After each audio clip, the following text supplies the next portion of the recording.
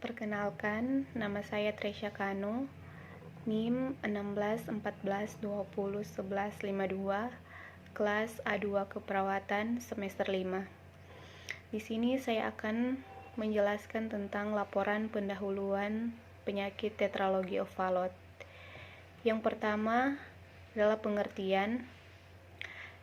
Tetralogy Fallot adalah kelainan jantung dengan gangguan sianosis yang ditandai dengan kombinasi 4 hal yang abnormal, meliputi defek septum ventricle, stenosis pulmonal, overreading aorta, dan hipertrofi ventrikel kanan. Yang pertama, defek septum ventricle. Adanya lubang di sekat pemisah bilik kiri atau ventrikel kiri dengan bilik kanan atau ventrikel kanan. Yang kedua, stenosis pulmonal, penyempitan klep pembuluh darah yang keluar dari bilik kanan menuju paru. Bagian otot di bawah klep juga menebal dan menimbulkan penyempitan. Yang ketiga, overreading aorta, pembuluh darah utama yang keluar dari bilik kiri mengangkang sekat bilik sehingga seolah-olah sebagian aorta keluar dari bilik kanan. 4. Hipertrofi ventrikel kanan, penebalan otot bilik kanan akibat kerja keras atau karena jalan keluarnya terhambat, dan tekanan dalam rongga ini meningkat. Komponen yang paling penting dalam menentukan derajat beratnya penyakit adalah stenosis pulmonal, dari sangat ringan sampai berat. Stenosis pulmonal bersifat progresif, makin lama makin berat. Selanjutnya, etiologi. Pada sebagian besar kasus, penyebab penyakit jantung bawaan tidak diketahui secara pasti. Diduga karena adanya faktor endogen dan eksogen. Faktor-faktor tersebut antara lain faktor endogen. 1. Berbagai jenis penyakit genetik atau kelainan kromosom. Kedua, anak yang lahir sebelum menderita penyakit jantung bawaan. Ketiga, adanya penyakit tertentu dalam keluarga seperti diabetes mellitus, hipertensi, penyakit jantung atau kelainan bawaan. Selanjutnya, faktor eksogen atau riwayat kehamilan ibu. Yang pertama, sebelumnya ikut program KB oral atau suntik, minum obat-obatan tanpa resep dokter. Yang kedua, ibu menderita penyakit infeksi atau rubella. Contohnya rubella. Yang ketiga,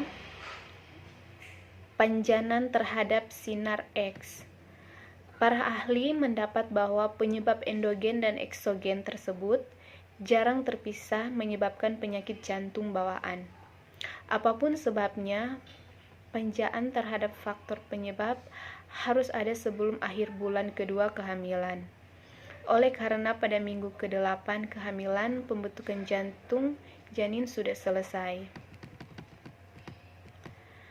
Selanjutnya, patofisiologi. Tetralogy Fallot merupakan kelainan atau 4 sekawan yang terdiri dari defek septum ventricle, overreading aorta, stenosis infundibular, dan hipertrofi ventrikel kanan. Secara anatomis, sesungguhnya tetralogy Fallot merupakan suatu defek ventrikel subaortik yang disertai deviasi ke anterior septum infundibular atau bagian basal dekat dari aorta. Deviasi ini menyebabkan akar aorta bergeser ke depan atau dextroposisi aorta, sehingga terjadi overreading aorta terhadap septum interventrikular, stenosis pada bagian infundibular ventrikel kanan, dan hipoplasia arteri pulmonal pada tetralogy Fallot. Overreading aorta biasanya tidak melebihi 50%. Apabila overreading aorta melebihi 50%, hendaknya dipikirkan kemungkinan adanya suatu outlet ganda ventrikel kanan. Divisi septum infundibulor ke arah anterior ini sesungguhnya merupakan bagian yang paling esensial pada tetralogi Fallot. Itulah sebabnya suatu defek septum ventrikel dan overreading aorta yang disertai stenosis pulmonal valvular misalnya tidak bisa disebut sebagai tetralogi Fallot apabila tidak terdapat defisiensi septum infundibulor ke anterior. Kadang-kadang tetralogi Fallot disertai pada adanya septum atrium sekunder dan kelompok kelainan ini disebut sebagai tetralogi Fallot. Betapapun tekanan dalam ventrikel kanan meninggi karena obstruksi infundibulor, tetapi karena adanya defek septum ventrikel pada tetralogi Fallot, daerah didorong ke kiri masuk ke aorta, sehingga tekanan dalam ventrikel kanan, ventrikel kiri, dan aorta relatif menjadi sama. Itulah sebabnya mungkin mengapa pada tetralogi Fallot jarang terjadi gagal jantung kongestif. Berbeda dengan stenosis pulmonal yang berat tanpa disertai defek septum ventrikel, gagal jantung kongestif bisa saja melebihi tekanan sistemik. Sianosis merupakan gejala tetralogi Fallot yang utama. Berat ringannya sianosis ini tergantung dari severitas stenosis infundibulor yang terjadi pada tetralogi Fallot dan arah pirau interventrikular. Sianosis dapat timbul semenjak lahir, dan ini menandakan adanya suatu stenosis pulmonal yang berat atau bahkan atresia pulmonal, atau bisa pula sianosis timbul beberapa bulan kemudian pada stenosis pulmonal yang ringan. Timbul beberapa bulan kemudian pada stenosis pulmonal yang ringan.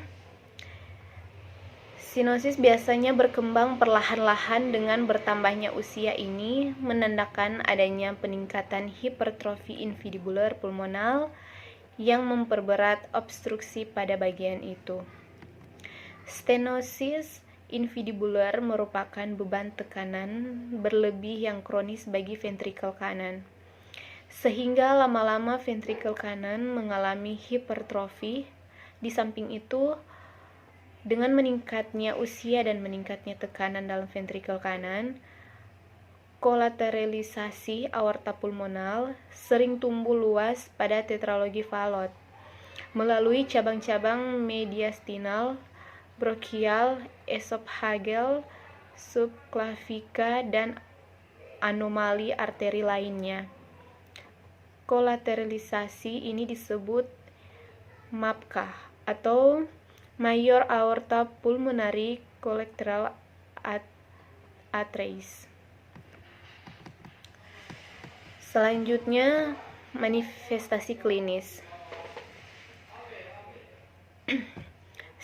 Yang pertama, sianosis muncul setelah beberapa bulan atau jarang tampak pada saat lahir dan bertambah berat secara progresif. Kedua, serangan hipersianotik. Dalam serangan hipersianotik ada terbagi tiga. Yang pertama, peningkatan frekuensi dan kedalaman pernafasan. Kedua, sianosis akut. Ketiga, iritabilitas sistem saraf pusat yang dapat berkembang sampai lemah dan pingsan, dan akhirnya menimbulkan kejang, stroke, dan kematian. Ini terjadi pada 35% kasus penyakit. Selanjutnya yang ketiga, jari tubuh atau clubbing finger. Keempat, pada awal tekanan darah normal dapat meningkat setelah beberapa tahun mengalami sianosis dan polisitemia berat. Yang kelima, Posisi jongkok klasik mengurangi aliran balik vena dari ekstremitas bawah dan meningkatkan aliran darah pulmoner dan oksigenasi arteri sistemik. 6. Gagal tumbuh. 7. Anemia menyebabkan perburukan gejala. Di dalam anemia ini terbagi 6. Yang pertama, penurunan toleransi terhadap latihan. Yang kedua, peningkatan dyspnea. Yang ketiga, peningkatan frekuensi hiperpnea proksimal. Yang keempat, asidosis. Kelima, murmur atau sistolik dan kontinu. Keenam, posisi lutut atau kepala ke dada selama serangan atau setelah latihan. Selanjutnya ada komplikasi. Komplikasi dari gangguan ini antara lain 1. Penyakit vaskuler pulmonal. 2. Deformitas arteri pulmonal kanan. 3. Perdarahan hebat trauma pada anak dengan polistemia. 4. Emboli atau trombosis cerebri. Resiko lebih tinggi pada polistemia, anemia atau sepsis. 5. Gagal jantung kongestif jika piraunya terlalu besar. 6. Oklusi dini pada pirau. 7. Hematoraks. 8. Sianosis persistem. 9. Efusi pleura. 10. Trombosis pulmonal. 11. Anemia relatif. Selanjutnya, pemeriksaan penunjang. Yang pertama, pemeriksaan laboratorium.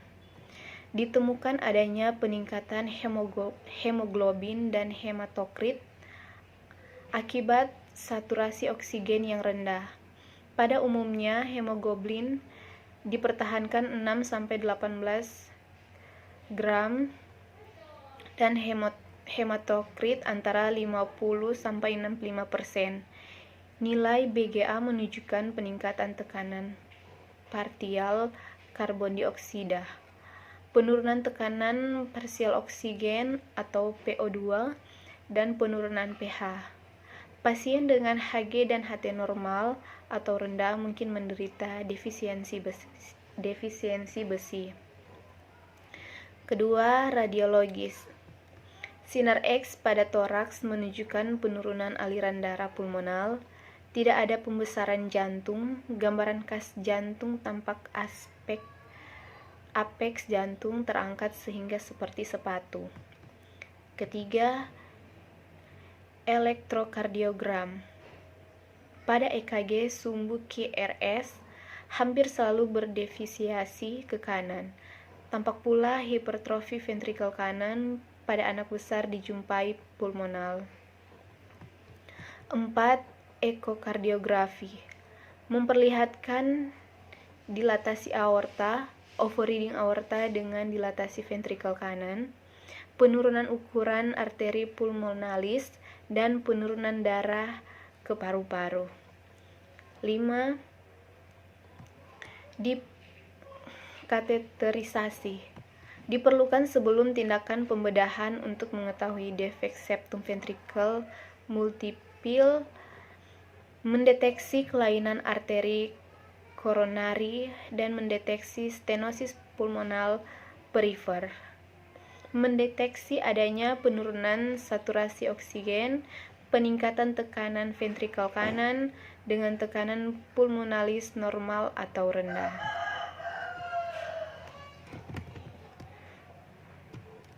Selanjutnya, penata laksanaan. Pada penderita yang mengalami serangan sianosis, maka terapi ditunjukkan untuk memutus patofisiologi serangan tersebut antara lain dengan cara 1. Posisi lutut ke dada agar aliran darah ke paru bertambah. 2. Morfin sulfat 0,1-0,2 mg per kg SC. IM atau IV atau menekan pusat pernafasan dan mengatasi takipneu. 3. Bikarbonat natrium 1 mg atau KGBB IV untuk mengatasi asidosis. 4. Oksigen dapat diberikan walau pemberian dini tidak begitu tepat karena permasalahan bukan karena kekurangan oksigen, tetapi karena aliran darah ke paru menurun. Dengan usaha di atas, diharapkan anak tidak lagi takipnea, sianosis berkurang dan anak menjadi tenang. Bila hal ini tidak terjadi, dapat dilanjutkan dengan pemberian 5. Propanolol 0,01 sampai 0,25 mg perlahan-lahan untuk menurunkan denyut jantung sehingga serangga dapat diatasi. Dosis total dilarutkan dengan 10 ml cairan dalam spuit. Dosis awal atau bolus diberikan separuhnya bila serangan belum teratasi. Sisanya diberikan perlahan dalam 5-10 menit berikutnya. 6.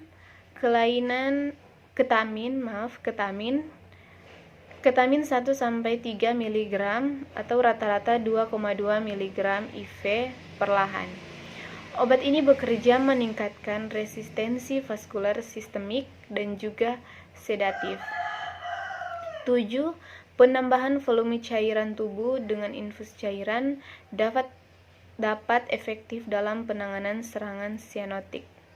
Penambahan volume darah juga dapat meningkatkan curah jantung sehingga aliran darah ke paru bertambah dan aliran darah sistemik membawa oksigen ke seluruh tubuh juga meningkat. Langkah selanjutnya juga yang pertama, propandol oral 2-4 mg per hari dapat digunakan untuk serangan sianotik. Kedua, bila ada defisiensi zat besi segera diatasi. Ketiga, hindari dehidrasi. Baiklah, itu tadi adalah penjelasan tentang laporan pendahuluan penyakit tetralogi overload. Terima kasih.